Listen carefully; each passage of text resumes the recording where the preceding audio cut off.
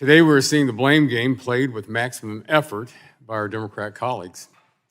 We have heard the other side of the aisle and the Biden administration point their fingers in every direction to seek a culprit for the rise in energy prices.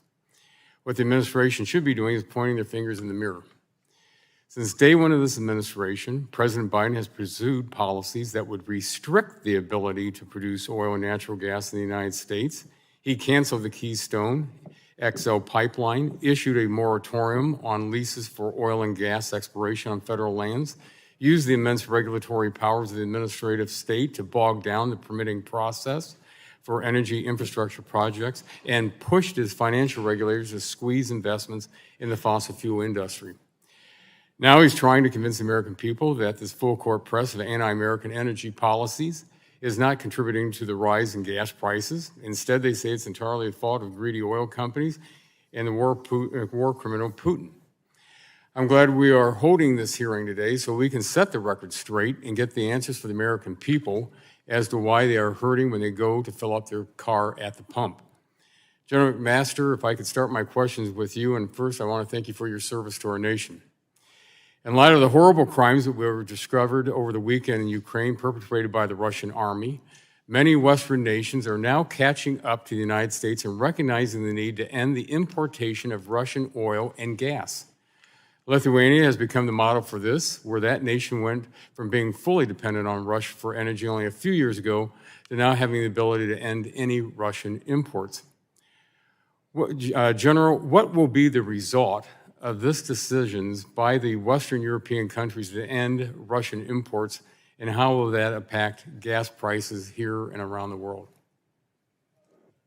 Congressman, the result in the near term would be to constrain the supply even further. But I think the key is that we have to start racing now to catch up, to be able to displace Russian oil and gas in the market, as well as to pursue solid supply chains for the transition to renewables. I think what's really important about what Europe is doing is to follow up now on infrastructure investment. So much of that infrastructure was designed to keep Russia's coercive power over those economies. So some big investments need to be made in infrastructure on our side of the Atlantic as well as in Europe.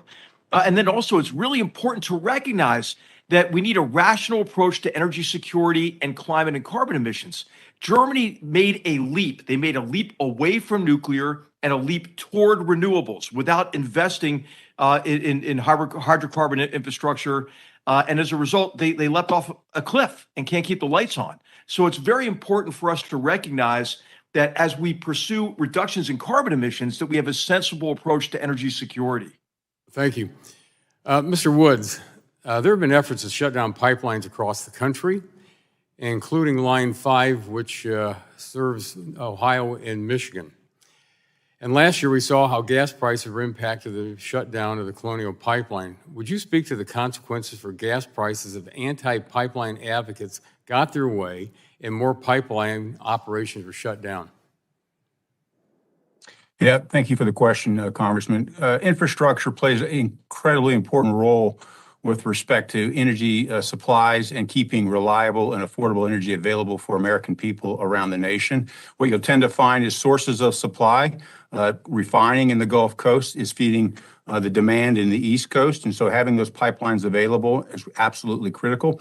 As upstream production and new resources and natural gas are found and developed, that production needs to be connected to markets, which then have to move via pipelines, which are the most efficient, the most environmentally sound, and the safest modes of transportation.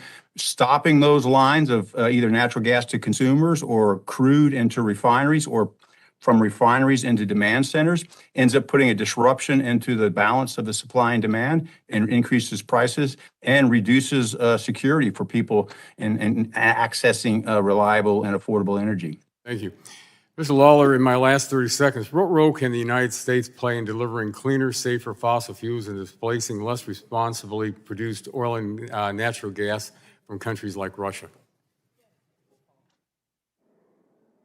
No, thank you for the question. I think the U.S. is on track to be a leader, and I think BP is participating in that. You know, as I mentioned earlier, we're spending $2 to $3 billion this year. We'll be spending $4 billion around the 2025 timeframe. And it is important that we keep our eye on both topics right now. It's very important that we get near-term supply up, as we've all discussed, but it's also important that we follow through on a clean energy environment that we all want to live in the future.